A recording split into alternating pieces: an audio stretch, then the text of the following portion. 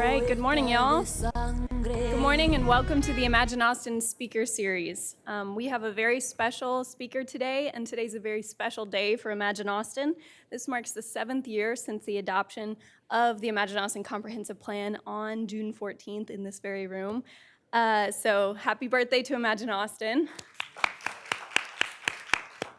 And the speaker series is important to Imagine Austin because at its heart, it's trying to grow the implementation of the comprehensive plan through shared dialogue and mutual learning. So these are very special events that we get to host, and we have a very special guest with us today. We'll be talking about the Census 2020 and our expectations and challenges that we might face in Central Texas.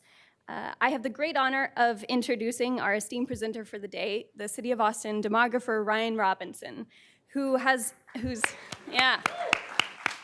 we'll get plenty of opportunity for applause for Ryan today.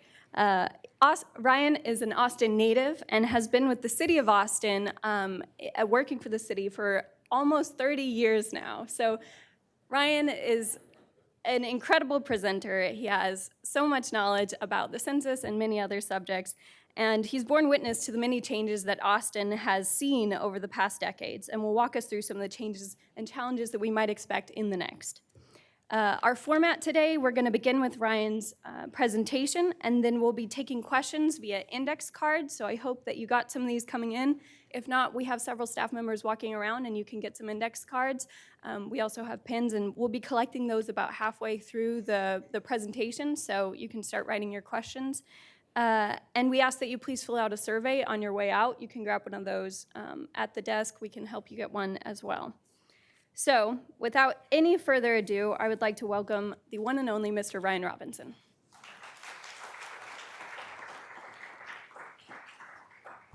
Thank you very much. Sam Tedford did a presentation yesterday which set the bar, and it's the student has become the master, so thank you for that. I am excited to be here. I am Ryan Robinson. This is the Imagine Austin Speaker Series, and this topic is near and dear to my heart. This is my 4th decennial, right? The very first thing I did when I came on board in January of 1990 was mess around with a list of housing units by census block, and we were in the thick of it then, and we're in the thick of it today. If I do say so myself, this is a pretty fascinating topic, right? Because it's trying to count all of the growth that we've experienced. And that's one of the points I want to make before I dig into particulars about the decennial. The enormous amount of population and job growth that we've experienced across Central Texas. And the growth has been diverse. It's been complex. It's been lots of new addresses added. It's been lots of new living arrangements that we didn't have. Our homeless population is bigger than it's ever been. It's more dispersed, and that was a good point. So we have got a heck of a challenge on our hands. And so my task, my kind of goal is to try and make that connection between our enormous growth, the complexity of that growth, and the difficulty of counting that. In light of new methods of gathering information, right? In light of a pretty stinky environment in terms of fear and intimidation, right? It's hard enough to conduct a decennial census. It's hard enough to count everyone. I mean, just think about that, just counting every single person. But in this environment, and I'll expand what I mean by that, this is going to be, I think, one of the most daunting decennial efforts in modern history. So with that, let's jump into the data. My presentation themes are pretty straightforward. Enormous regional population growth across Central Texas, race and ethnicity, the importance of the decennial census, hard to count populations, the citizenship question, and new methods of data collection for 2020, and conclusions and strategies. All right, to start off with, I'm going to look at state level growth. 20% of total population growth from 2010 to 2018 for the entire United States occurred in Texas. And we were the biggest absolute growth state last decade, but this is really showing how disproportionate the distribution of that growth is. Texas stands to possibly gain 3 congressional seats. We will see. But that's sort of where I want to start, is just at the state level, the enormous amount of growth. And then let's look at a couple of county maps. Every time I make these maps, I'm amazed at how many counties continue to lose population. And yet, to me, and I'm going to show you this is absolute growth and then percent change. In terms of absolute growth, it's the Texas cities that are growing. The big Texas cities are adding the most population. And you can see that clearly. Midland, Odessa kind of participates in a total, but it's really Austin, San Antonio, Houston, and DFW. And you can see the valley as well. But look how different this next map is, and it's going to be percent change as opposed to total. And you really see the suburban counties show up. And that makes sense because the suburban populations are smaller, and so they're growing at a faster rate. You really see the oil patch show up on the percent change map. And many of us wonder how long that will continue to grow.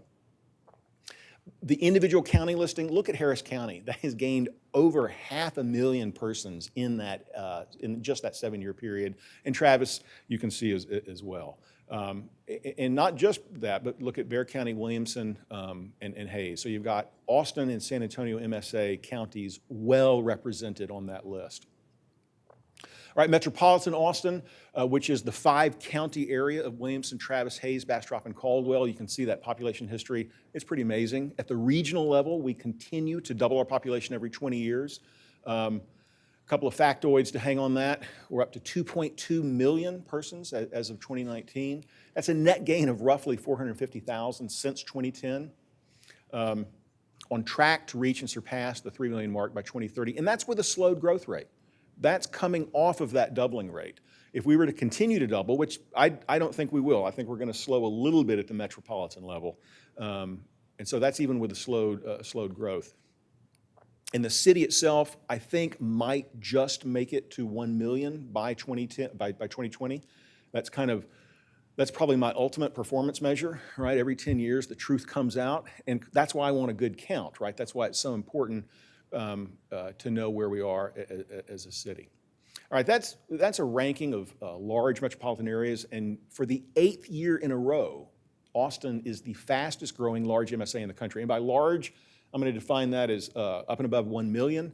And I think it's also important that it's been 8 consecutive years, right? We didn't really have a housing bubble. We were last in, first out of the Great Recession. And so by 2011 and 2012, I mean, we were rocking and rolling. But places in California were still on their knees. Places that had a housing bubble were still recovering. We were creating jobs at a very, very rapid rate. And 7 years ago, were more relatively affordable than we are today, especially compared to the more expensive coastal cities where much of our workforce continues to come from. All right, I'm going to borrow a couple of graphs from the Chamber. Chris Ramser, who does a fabulous job over there with Beverly Kerr. I want to point out that the vast majority of our growth comes from net in-migration. An increasing share from natural increase, which is births over deaths, but look at that top piece of that blue bar. That's the net domestic migration, and then the yellowy orange is international migration. That's a way to snapshot it for the last year. So 70%, and it bounces between 70 and 65%, the share of the growth that comes from migration, and then natural increase. What's interesting about this is for the most part, we were pretty confident that we know about 150, 151 individuals are added per day, but we don't know how many folks leave. That's the hard part. And so we know that we're netting about that 105, but the point I'm trying to make is you could have 170 move in and 40 move out. That's the piece that's hard to know, but we know how much we net. And this is simply a ranking of big MSAs, and Austin ranks at the top in terms of its percent of its total population that's basically arrived here in the last 7 years. And so that's pretty amazing. Just think about the entire city and the metro area, there are that many newcomers.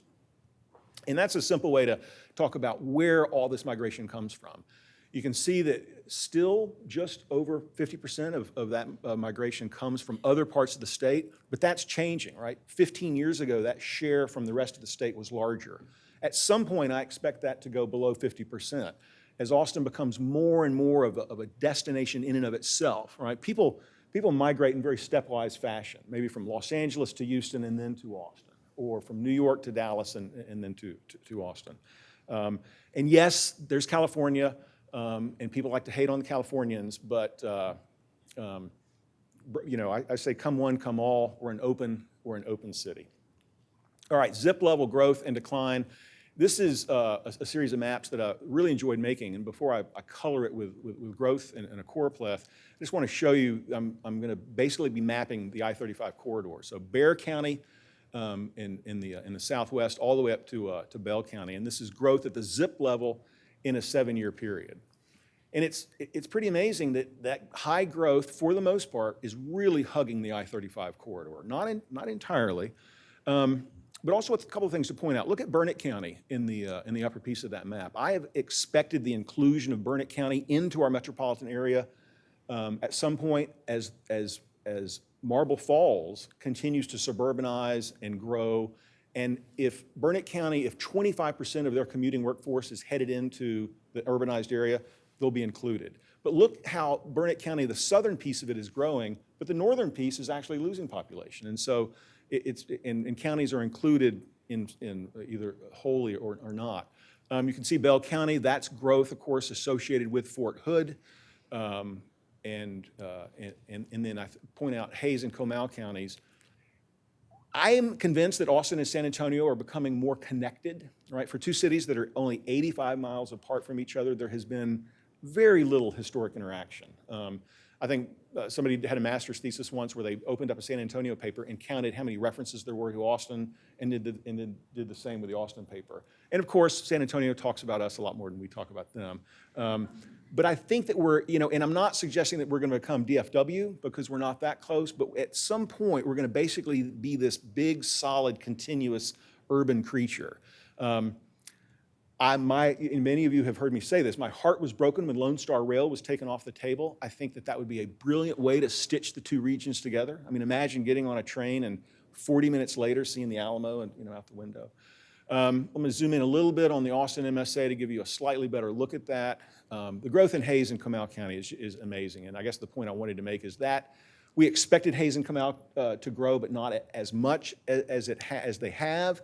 And I think it's because this Austin and San Antonio sort of conjunto thing that's emerging. And you can still see a few zip codes that have lost. Those losses are not deep, but they're enough to register on the scale. All right, race and ethnicity. That is our most recent race and ethnicity pie from 2017 American Community Survey data. We'll get an update to this in September from the one-year data.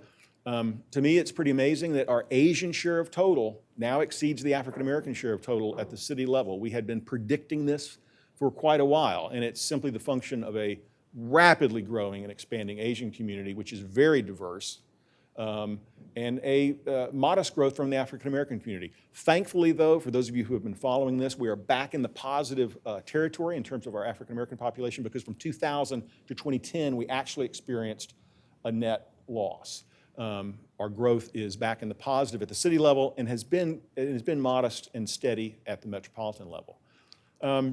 Hispanic at 34.2, that's interesting. That's actually just below the 2010 level. And so, there are probably a dozen reasons why that's happening, but Hispanic has leveled off, and that has surprised me. I really expected that Hispanic share of total to continue to climb, maybe even reaching the low 40s. It might still do that, but there are just so many sort of cultural and social environmental factors at work that I think are keeping that share where it is. Non-Hispanic white dipped below 50%, probably around 04, 05, and has kind of stayed there since. So we become a majority minority community, joining every other large American city in that stance. Now, just for fun, I guess, or educational purpose, I'm going to jump back to 1990. And you can see how very different we were as a city, with a big, huge non-Hispanic white share, larger African-American, and a much, much smaller Hispanic and much smaller Asian. Now, this is a way, and it's 1 year back, so I don't have the 2017, I have the 2016. The very top bar is simply a replication of that pie chart. But look how our race and ethnicity changes as you move through those age cohorts. Our oldest Austinites, 66% of those folks are non-Hispanic white. Our youngest Austinites, right, look at that 0 to 9, 47.6, almost a Hispanic majority in those youngest categories. This is also, I think, the way the state of Texas looks.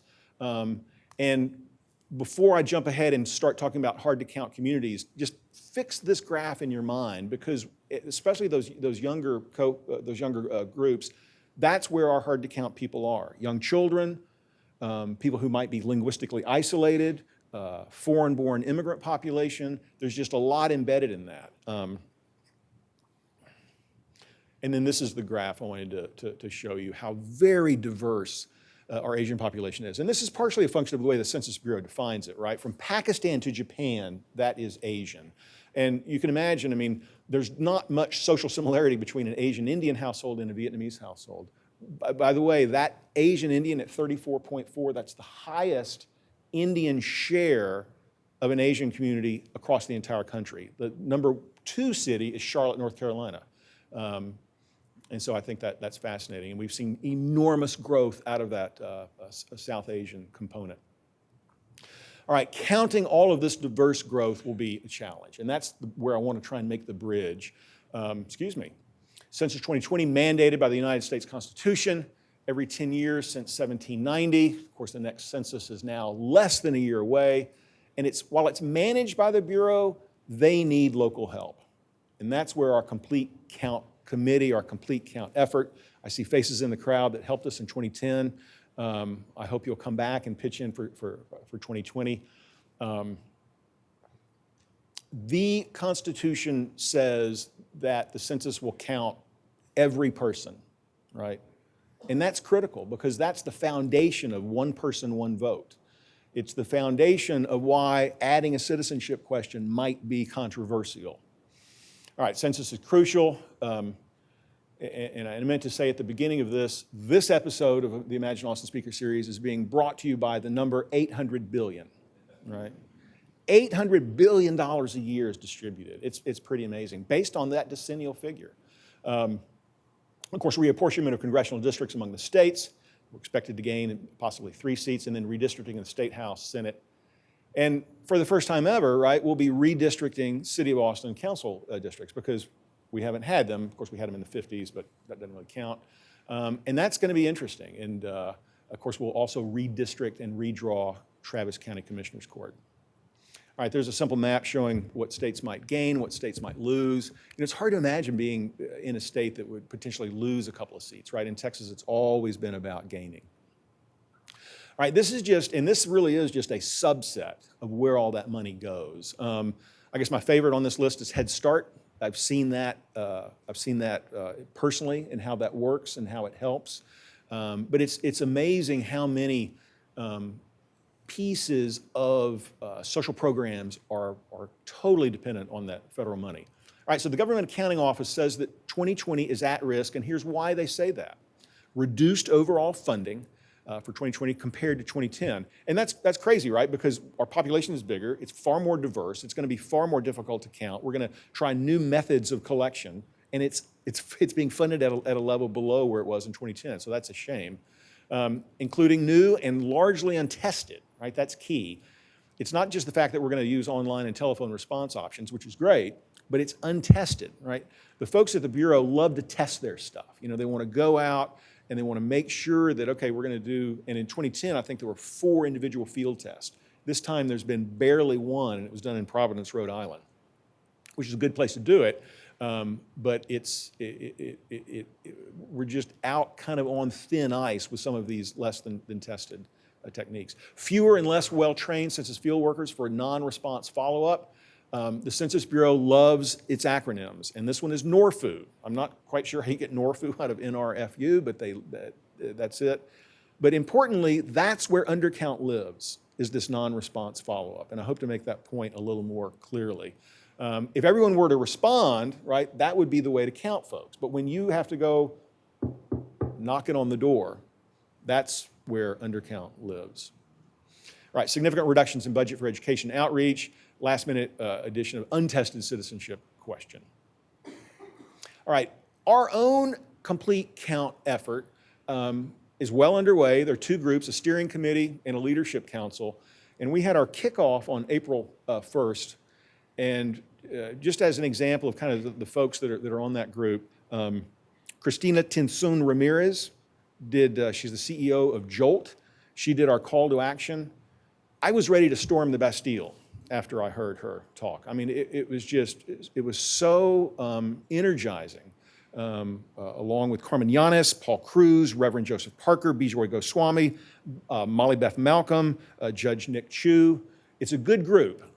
And as my colleague Marion Sanchez has sort of taught me, the purpose is that those individuals will open a door for us that then might lead to 2 or 3 other doors, right?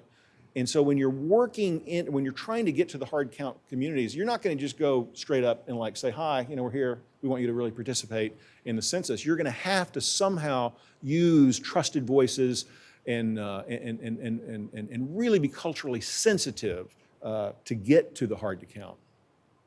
And that's a graphic by my counterpart, Dee Sechstein at Travis County.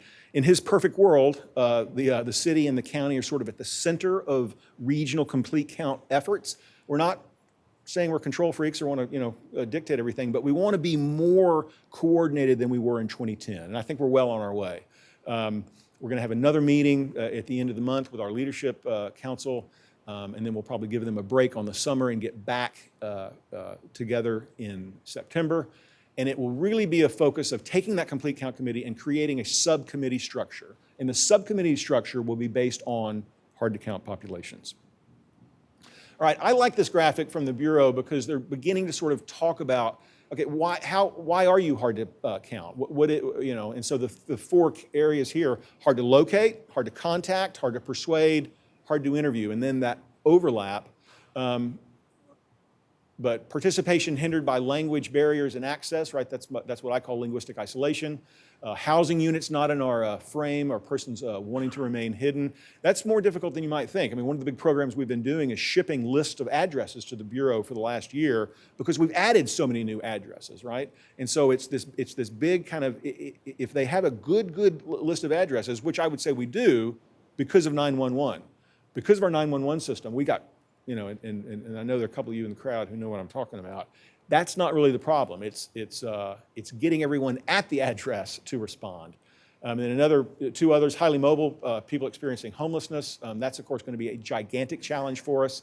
And then this other group, suspicious of the government, low levels of engagement. All right, so this is a simple listing of from 2010, our mail back response rate. It's not how many people were counted. It's simply how many people responded with a paper questionnaire.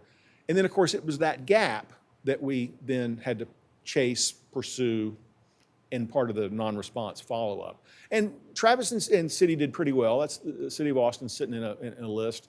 I never quite understood why Seattle was at the very top of that list. I would have put Seattle more closely kind of in our realm. But importantly, this is a map of those response rates. And I've stared at this for a fair amount of time, and those dark blue census tracts are areas that responded up and above 80%. So those are areas that are not difficult to count by any means. It's the areas that had lower response rates. So I'm going to take that map and simply flip it and point out those tracts that had below a 70% rate. Now, not that every single individual that's hard to count lives in one of those polygons, but to give you guys a sense of how many people do live in those polygons, 400,000 is the population total for the summary of those tracts that are colored orange. And you can see a couple of things. You can see there's the University of Texas being covered. There, much of East Austin, Southeast Austin, our ports of entry, if you will. Those are all included in areas that are hard to count. All right, so let's just list these folks, right? Young children, age under 5. It's kind of interesting, but you'll hear over and over from the folks at the Bureau and other demographers that it's just something about young children. And maybe it's, if you have a newborn and it's not quite, 1 yet, they go, well, maybe we shouldn't count him because he's not 1 yet. I mean, I don't know, but and of course they can't speak, for themselves, and maybe that's also why they're undercounted. But they are a big-time undercount population, and we will do everything we can to get those in the response. College students, right? Now this is kind of an information game more than anything. It comes from confusion, but it's basically, when your day is done on April 1, that's where we want you to be counted. And the confusion comes from if your folks live in Houston or Dallas, that's, well, my folks are going to count me. No, we want very much to count where they put their head on the pillow on April 1st. The homeless, by definition, hard to find and hard to count. I was having a conversation before I started, right? Everyone who lives here realizes that our homeless population is a whole lot bigger than it used to be. It's more complex, it's a more diverse population, and it's more spread out, right? And the Census Bureau expects to count these folks in one night, right? And that's really asking a lot. In 2010, we came up with what we thought would be a pretty good idea. Have a Willie Nelson concert, give out simple things, and bring the homeless in and count them that way. And the Bureau said, no way, because they are into the Procrustean bed. They want to count everyone the same way in every corner of the country. I get that, but it doesn't make sense because some communities like ours, Los Angeles, other vibrant American cities, have got these enormous homeless populations. They're going to be very, very difficult to count. What we will give them in February is a map of, as best we can come up with, of camps and gathering places. But this is, it's just one of those pieces of our community that we know is going to be undercounted. It's just sort of, by how much. But we will have a subcommittee that will be on this. We'll focus on it. We will put a lot of effort into it. I'm hopeful that we can do a better job than we did in 2010. Non-English speaking, like clearly residents who may be somewhat linguistically isolated. Certainly for us, the big three are Chinese, Vietnamese, and Spanish. And then immigrants, including the undocumented. And one of the lessons, again, that I'm learning kind of this time around is that immigrant families can often be mixed families. And what I mean by that is there might be an uncle who has a green card, a daughter who was born here and is a citizen, and then maybe an aunt who is here without any documentation at all. And so it's this very complex sort of living arrangement that it's not just whole immigrant families, but even the association of that, those folks are going to be hard to count.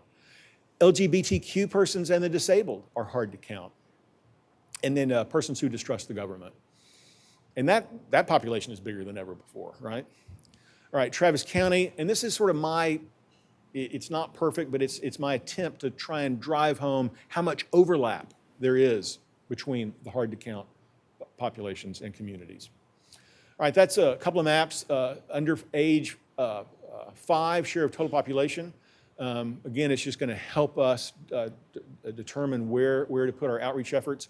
And then the group above age 5, there's a program, and I don't have a slide for it, and I wish I did, a program it used to be called Census in Schools, and now I believe it's called Statistics in Schools. It's a fabulous way of reaching families by giving materials to grade schoolers who then take that home to their parents. And it is one of the most effective methods ever, because that's also a technique that in many cases the children will be doing the translating for the parents, right? They're informing and they're able. And so that's something we're going to take huge advantage of.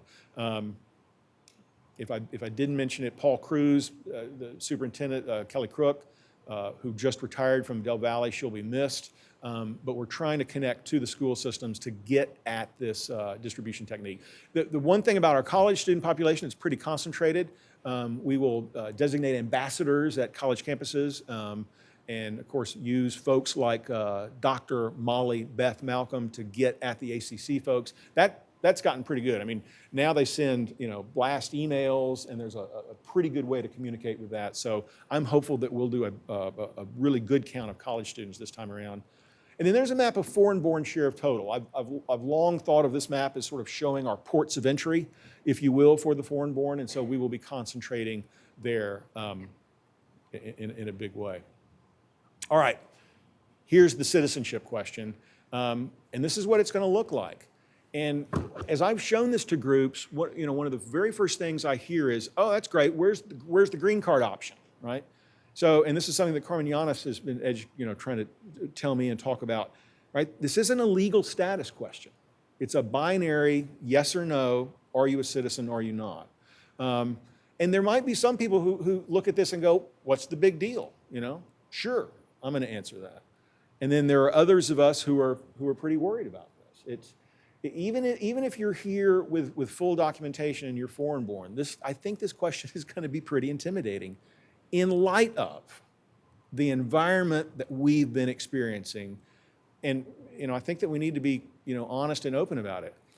ICE has been very, very aggressive, right? They have created an environment of intimidation and fear, unlike anything that we had in 2010. I mean, even in 2010, we had a tacit understanding between the Census Bureau and the Immigration Service then. Again, it wasn't formal and official, but it was kind of like the Census Bureau said to the immigration folks, can you chill out for these 2 months while we try and count our population? And they said yes. I mean, and that's when I think about, wow, think about that cooperation between federal agencies. We are not going to have that level of cooperation this time around. And got back from a demographic conference last week with Sam, and there was a person from the Census Bureau, and they were really hesitant to talk about this. But somebody asked a question, and she almost kind of snapped. And the question, and you could tell that they've been thinking about it a lot. The question was, what are you going to do if you're an enumerator, a field enumerator, going out to do a non-response follow-up, and they become aware that they're being followed by an ICE agent?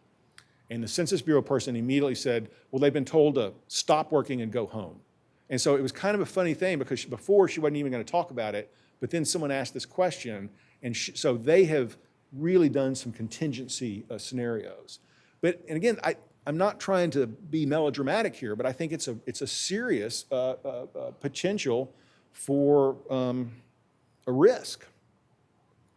All right, that of course is Javier Becerra, Attorney General with California. And the reason I'm mentioning this is because California is very concerned about an undercount. They have formed a statewide complete count committee. The state of Texas has not formed a complete count committee. And so, I mean, is that irony? I don't know what that is, but we're just sort of like, yeah, it's going to be a great count, full steam ahead. Whereas New York, Florida, California, they're doing elaborate outreach methods. I mean, and to have that upper level connection, right, as you guys know, when you're trying to do something, it means so much, right? And this is my good buddy, Elijah Cummings. He's a little agitated. I mean, the story just keeps developing, right? This is a headline from 3 days ago where the president is going to assert executive privilege to keep them from being able to open up the actual details. Is just amazing. We will find out some Tuesday in June, I was hoping it was going to be the Tuesday that we just passed, what the Supreme Court has said. And I'm kind of backtracking, but the Supreme Court heard the oral arguments in, I believe, March. And then I went out to all the websites that sort of specialize in slicing and dicing the Supreme Court. I had been hopeful before that, but after I read those blogs, I came away really pretty pessimistic. However, there has been, a late development in the just, again, it's almost kind of like a short story.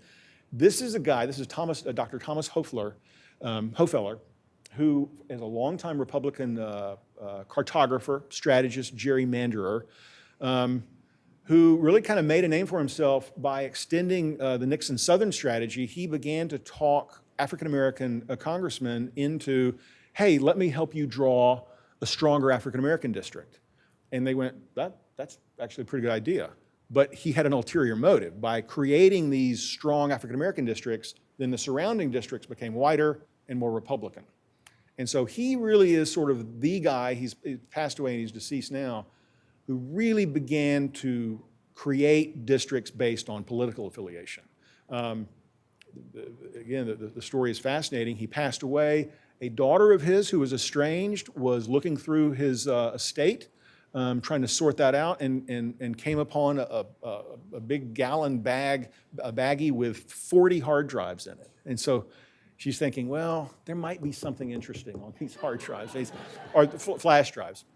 So she gave the flash drives to a common cause in North Carolina, and they opened it up, and sure enough, they found some really good stuff. But specific to this discussion, he did a study in 2015 that had been commissioned by a pretty conservative publication. I think it was the Washington Beacon. That's not quite right. Correct me if you guys know it. Basically, exploring the notion of, could you redraw U.S. congressional districts based not on total population, but what's known in the business as CVAP. CVAP is citizen voting age population. So think about how dramatically those districts would change. And again, you're not just drawing non-citizens out of it, you're drawing children out of it. which I think is a violation of one person, one vote. And yet that's what a section, not everyone, but a section within the Republican Party has long wanted to do that. This is another shot of him and the folks looking at this is a little video. I'm not going to play it, the surprising history of gerrymandering, who of course comes from Governor Gary Stewart, so it should be gerrymandering, but it's gerrymandering. Now, again, back to sort of the demographic point of why this is so potentially damaging. Right, the last time that the Census Bureau asked citizenship of every household was in 1950. Right, look how low the share of total foreign-born at the national level was. It was 6.9%, and it's an unfortunate piece of our history, but I think it's pertinent to this discussion. The federal government used block-level citizenship data in the 40s as part of their internment program as they rounded up Japanese families in California. So, you know, even aside from the notion of Title 13, which is all about keeping data private, it's the end result, right? If you had block-level citizenship data, think about the way we build apartment complexes today. They take up entire blocks, right? And so you would have a level of data detail, especially in light of the fact that our foreign-born share of total is at the national level is almost up to the high that we experienced in 2010. 2017, it's 13.7, and then for us, it's 18.7. Almost 1 in 5 Austinites is foreign-born. That's a map, a simple map of the United States of concentrations of foreign-born, and you could see, so, you know, imagine how that U.S. congressional district that map would change. Well, it would change seriously for South Florida, much of Texas, and much of California, and other pockets as well. All right, the citizenship question increases risk of undercount, so says January advisors. I got this from Becky Passner, who at St. David's Foundation, who is a member of our Complete Count Committee. And it talks about this notion of more than 1 in 5 Texans lives with a non-citizen. And this gets back to my notion of the immigrant families and foreign-born families are mixed, and you can simply have a connection, and then Hispanic and Asian communities put at greater risk. That print is kind of small, and I apologize, but that biggest bar is Asian, and the one right below that is Hispanic. And so this is the point. It's not just a risk of an undercount, but it's a disproportionate undercount, right? It would be lumped up within certain communities. Some folks would be counted pretty closely. Other folks could be severely undercounted. New methods of data collection. For the first time ever, we're going to use the internet. And that, of course, introduces a whole nother family of challenges. Safety. Remember when Obamacare website kept crashing? You know, I mean, I don't want to imagine that, but I bet that's going to be a challenge. And when we've brought that up, the Bureau says, no, we got it figured out. You know? But you can tell they're scared to death of that happening. And so they expect most responses to come online. You can still do it old-fashioned. You know, you can wait for your questionnaire, or you can do it by phone. The phone technique is going to be good because they're going to have, I believe, 53 different languages available.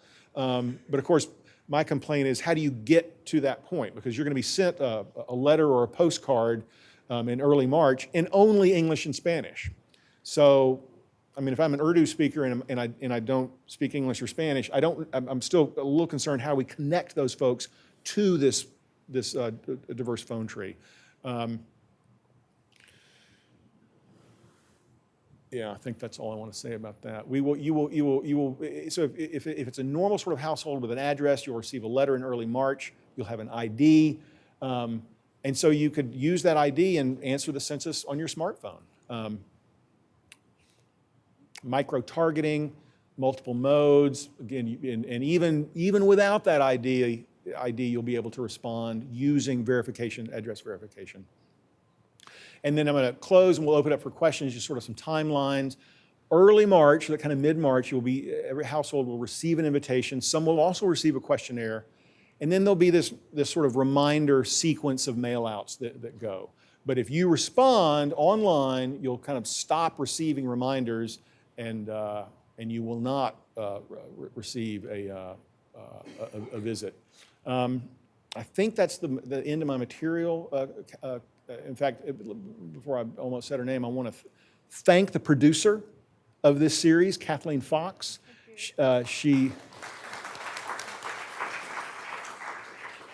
my good friend and colleague, she does this very, very well. So thanks for sponsoring me. And Thank you, Ryan. one more, and I apologize for saying that.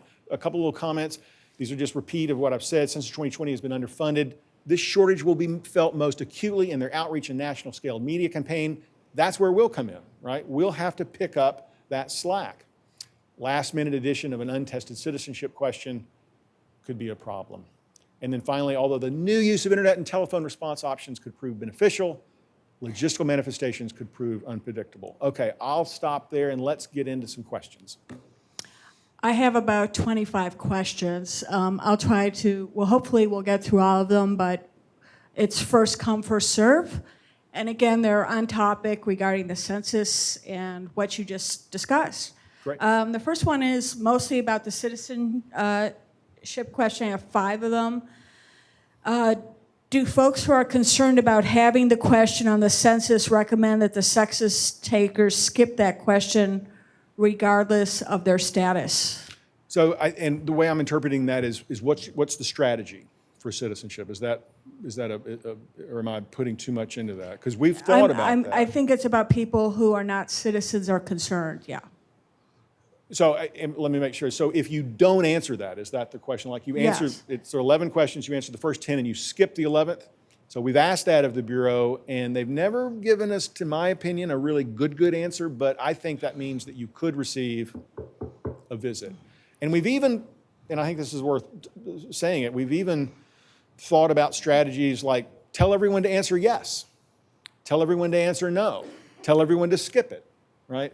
And I don't think that we're going to be able to sort of formally go with a strategy like that. I don't think we're going to be able to boycott the question because, again, you'll be opening up the possibility. Basically, an incomplete form could result in a visit from an enumeration person. What is the legal liability of not answering a question on the census or just not filling out the census and saying, I'm not going to participate? Yeah. So we are legally obligated. I don't think anyone has ever been prosecuted for not, but that's a good question, and maybe send it up to the Census Bureau. But yeah, we are supposed to answer. It's also, of course, part of our civic duty.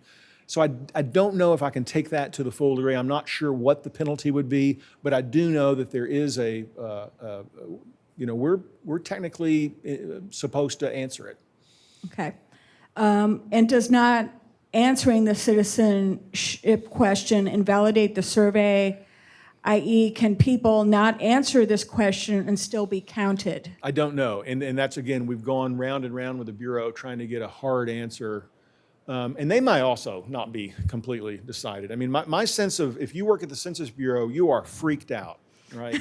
This is the last thing you want to be dealing with. And yet, I was at an ESRI conference last summer and tried to ask a person, something about it, sort of a scientist, and you could tell they have been gotten to. So I don't have a good answer for that, but that's the very thing the Complete Count Committee, our elected official Bruce Elfont, who's part of that core team, that's his number one question. What are the logistics? So I apologize, I can't answer it fully, but again, it goes back to if it's an incomplete form, that gives them an invitation to come and knocking. You did go over the number of foreign-born during your presentation, correct? How could this citizen question, i.e. a lack of response, affect the population estimates for Austin or the Austin metropolitan statistical area? Well, You think that using your SWAMI demographic powers? So if we have a big undercount of foreign-born, my numbers are going to be off, right? I'm convinced that we're going to get really, really close to 1 million at the city level. I'm not sure we'll get up and above it, but if we were to have a big undercount, we won't even be close to that. And so you'll see it in the result. When we get the result back in February of 2021, we'll know pretty quickly. And so it would be, to me, it'd be devastating for my numbers. We have a large foreign-born population, and were they to not be counted fully, our numbers are going to look really strange, both at the city level and at the metropolitan level, and especially at the state level, right? It only gets more intense as you go into the valley, and this issue where, I didn't point it out, but Hidalgo County, right? 50% of the population in Hidalgo County is associated with an immigrant foreign-born family. I have two questions that are very similar. Based on current growth rates, growth projections, how many people do you estimate will be living in the city of Austin 10 years from now? 10 years from now, You have to about- give to the single digit a no, correct yeah, answer. thank you. So a million by 2020 and then 1.3 million by 2030. I think that the city's growth has slowed. We've demonstrated that. Last year, almost 80% of total population growth within the MSA occurred outside the city. I don't think that trend is going to change all that much. So about 1.3. Okay. With the fact that we are living longer, do you see the 2020 census changing its standards, age range for seniors 65 plus, possibly age categories 66 to 75, 76 to 85, and so on? Well, And then my mother's 89. I don't know if she likes that or not. So from the decennial, you'll have single-year cohorts, and so I think the single-year cohorts stop at 95. I don't think there'll be a change Okay. for this decennial, but if folks start living more regularly to 110, they're going to have a single-year cohort for that. But this time, I don't think there'll be a change. But we are experiencing huge growth in older baby boomers and seniors. I'm convinced that we've become a destination city for retirees. What it means to retire is changing. And again, that was for 2020. Do you Yeah. think 10 years from now? 10 years from now will be a different story because we'll have a much larger share of us will be north of 65. But will there be a change in how we count? I'm not so sure. Okay. I'm not so sure. Why is it easier to know how many newcomers migration into Austin, but we can't keep tabs on how many move out of Austin each day? It's just administratively more difficult. Yeah, that there's not an office No. of I'm leaving Austin. I wish Please there were. report here. I wish there were because I want to And ask tell me those. that you're leaving on what day. Wouldn't that be awesome? And come there and sign in. Yeah, and we joke about that, but I'd love that. I mean, because I'd like to know. Okay, Austin didn't live up to its hype. What's the deal? Where are you going? So it's just administratively more difficult. But you could begin to sort of do exit surveys. But I don't have a handle on that now. You know what'd be a cool idea is they go to the visitors bureau and they're the anti-visitor and they have to sign out when they're leaving. What specific efforts are being designed to ensure all individuals who are homeless are counted? This is important to bring in more money to address this priority issue. Yeah, no, we're going to throw everything we have at it. It's going to be all hands on deck. I didn't mention it, but Alan Graham himself, the saint, he is on our complete count committee. It's going to be an information. We're going to work with area constables. We're going to give them information about camp locations. We'll throw everything we have at it, but again, it's going to be a real challenge.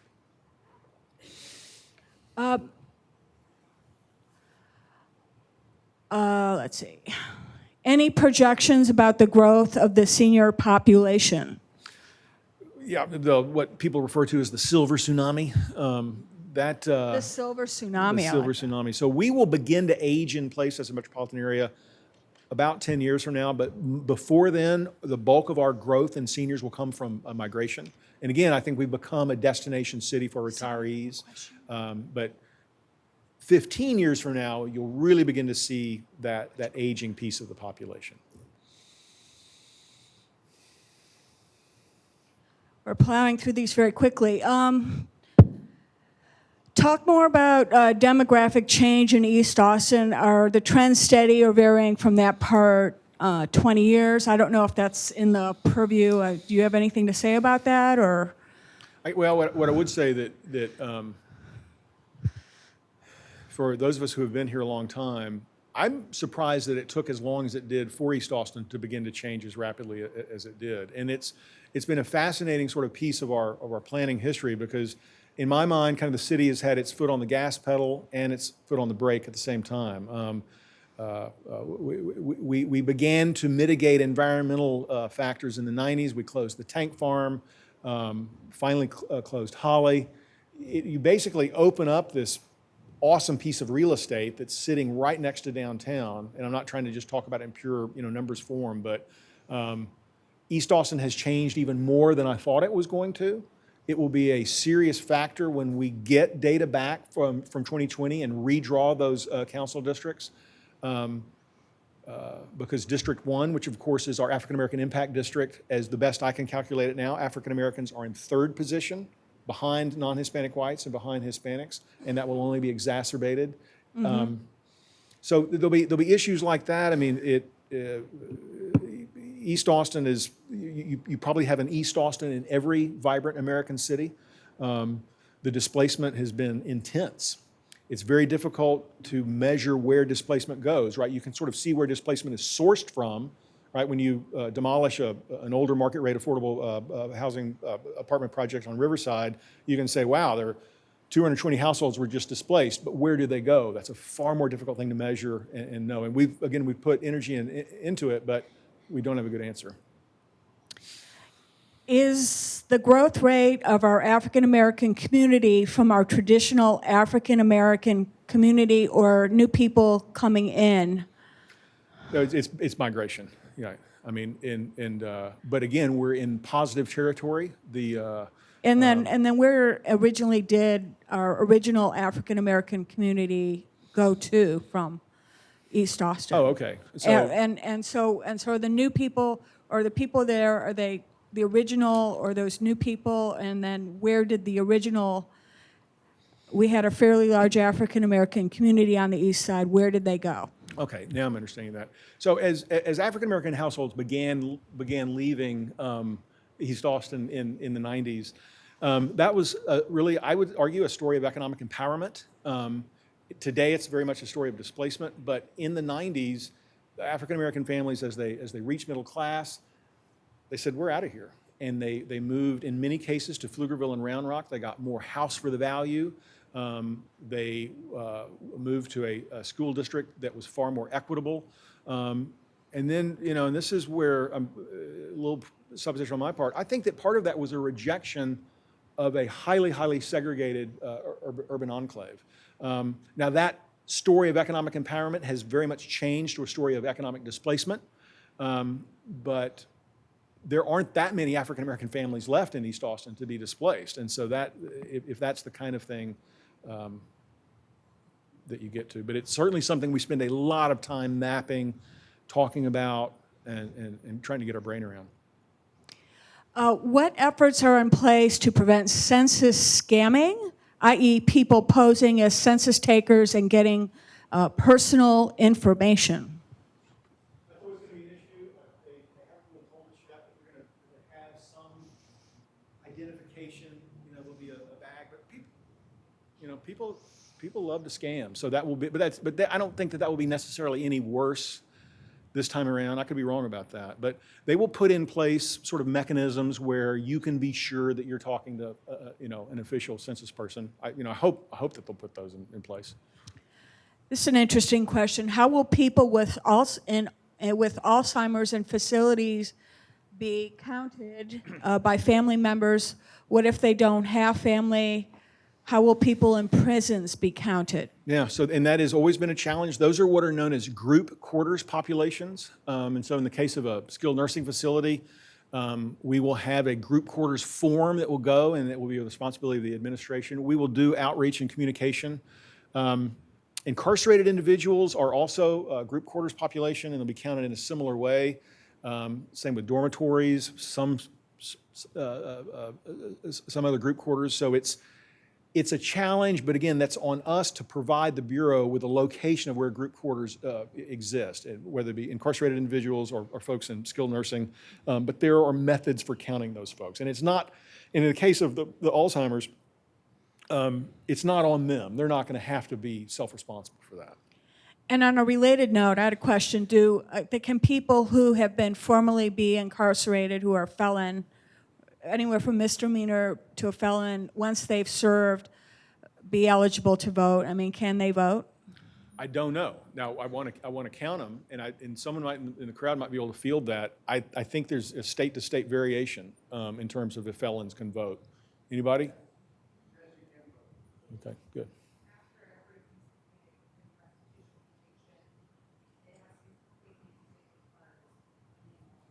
Thank you for that. And could you say what she said? Yeah, so you have to, so they're saying yes in the affirmative, but it has to be a full completion of that term. But again, I'm in no way an expert on that.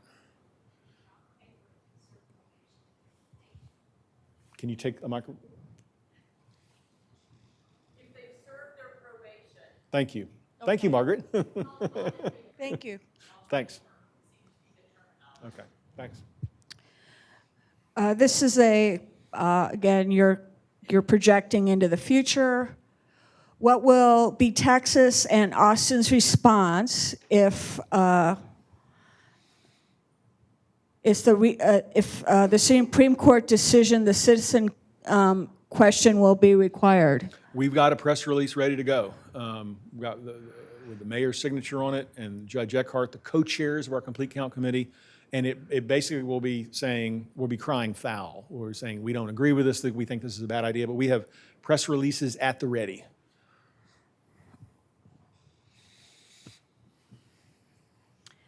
I don't know if you can answer this one. How much of Austin's housing is functioning as second homes or vacation homes, and i.e. that the homes are not rented out and the owner is not homesteading or voting here? Yeah.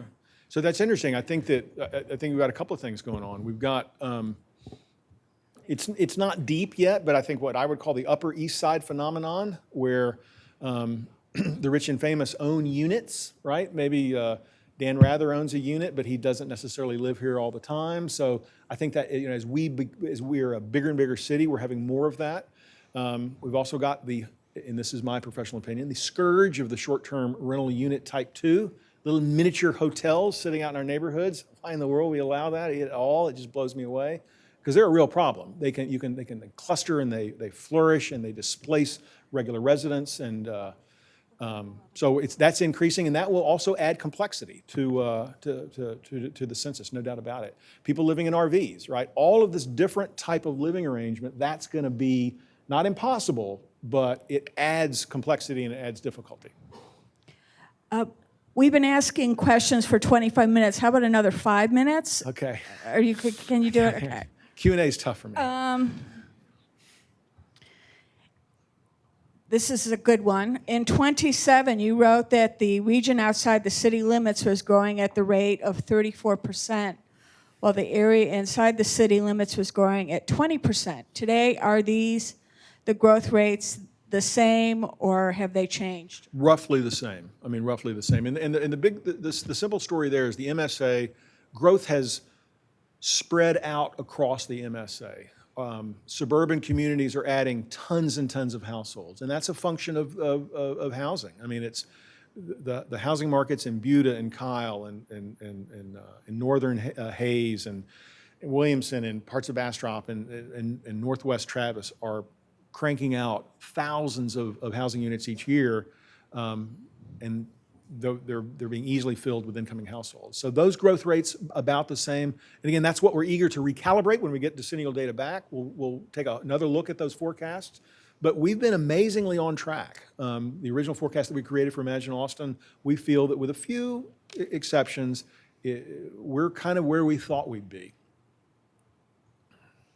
I'm going to ask 3 more questions, and you're off the hook. Are there strategies/options for accurately counting LGBTQ plus populations with 2020 census form? Yeah, what I can say is that we've got an LGBTQ component to our Complete Count Committee. We have a very active LGBTQ commission with the city. We will be leaning on those folks. So we're aware, and we'll put together a campaign, but beyond that, I don't know specifics. But it's on our radar. We feel that they're a hard-to-count community, and we feel it's a large community here in Austin. It's also a community you don't have much data for. I'd love to see something more specific in the census data to help us get our arms around just how big and diverse that community is. and I'm hopeful that, that we'll begin to see American Community Survey questions in the future that will help us obtain that specificity. Will ICE be able to access census information to locate undocumented and/or non-citizens? Well, technically, no, right? Technically, no. The data are protected by Title 13 confidentiality, but that's not what worries me. What worries me as a demographer and a cartographer is if you've got citizenship at the block level, right? You know, you could easily, someone with rudimentary GIS skills could take that and then pull out, right? You know where the legal, so-called, I hate that term, the legal immigrants are, but folks here with documentation, because you have addresses for those folks. So you could very quickly identify where clusters of non-citizens are without question. And so do I think ICE might be up to no good? Absolutely yes. And I'm professionally worried about that. What level, this is the last question, thank you. What level of demographic impact do we expect to see from increasing climate change problems, disasters, such as displacement from floods and droughts? I think it simply adds to our long-term growth for Austin. You know, I'm not saying we're going to be a coastal city, but we could be a near coastal city. And you know, to me, the scenarios I've seen is it just inflates our future growth. Well, you did an awesome job. You answered about 25 questions.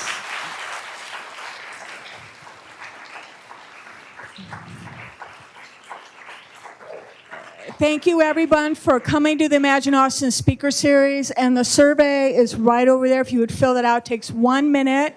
And if you have suggestions for our next speaker series, please put that at the bottom and say, I want to hear about this subject or that, or from this person. And I'll do the best that I can. I've been doing this about 6 years. And thank you for coming. We had a great audience.